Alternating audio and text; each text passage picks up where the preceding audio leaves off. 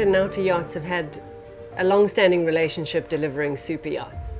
And I think this custom Morgana is really testament to that relationship. The clean lines and choice of finishes and details have really resulted in a bold and unique interior, which I think is appropriate for this custom 100. The construction draws from Southern Wind's years of experience delivering lightweight paper and foam core interiors. It was quite important to us that even while using every technique at our disposal, that we delivered an interior that was rich and ultimately felt safe.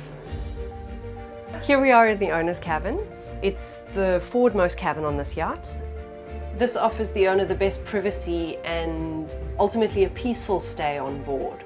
As most of the sailing activity takes place in the aft cockpit, so there's little need for the crew moving around on deck directly above this cabin. The layout of the cabin is fairly typical of a forward owner arrangement, with the queen-size bunk, sofa, and generous locker space. Here we see the general styling that makes this yacht unique. We have the tapered bunks that allow for a maximized floor area, but still gives you that full-size bunk.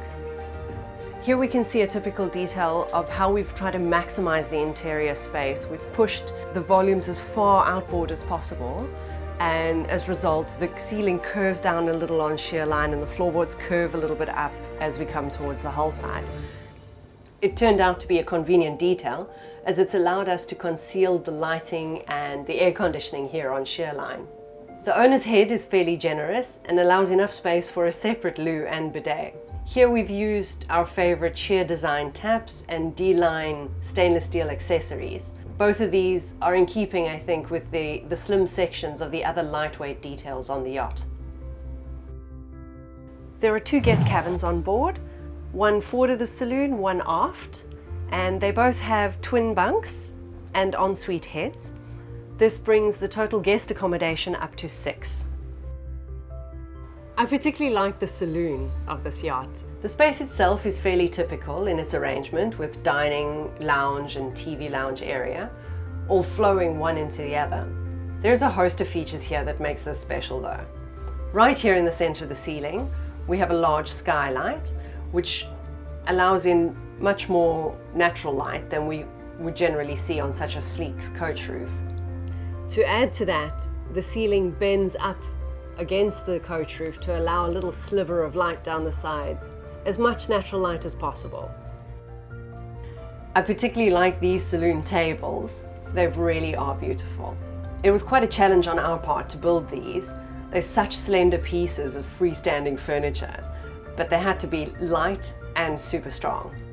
All of Southern Wind's lightweight hulls are built out of carbon fiber, and that's drawn in through this interior in repeated carbon details, which we see on things like treads, grab rails, we see it on the saloon tables, and in the carbon countertops in the heads.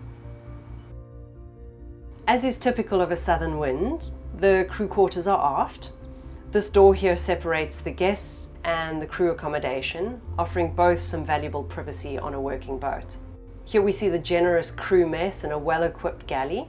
And I particularly enjoy this feature of the self-draining barazza trays, allowing a bit of green if you choose. These stainless steel sinks are custom made and are extra specially deep so that they can accommodate the pasta pots. The crew mess is an open plan to the working galley, which allows for quite a social environment here aft. Also part of this space is the nav station. The nav station is directly accessible from the working cockpit via this aft companionway, which also serves as the crew entrance when the yacht has guests on board. So the crew can really run the whole boat from the aft area without interrupting the guest experience forward. Through here you have the engine room. It's quite amazing how we managed to actually have such a tall engine room inside a ship that has a shear line very low. And the idea was basically to offset the engine room to one side of the boat. To do that, we kept the engine on the center line. We have 2 light generators on starboard. And to make sure to balance the weight, we have all the batteries on the other side of the boat. So we managed to keep the boat balanced, yet achieving a very spacious engine room, full height, and very efficient. Right at the back here we have 2 crew cabins accommodating 4 crew in total. The port cabin is the captain's cabin, being slightly more generous, with an ensuite head. From his bunk, he has a clear view of the nav station, and through the door, quick access out that aft companionway to the sailing cockpit.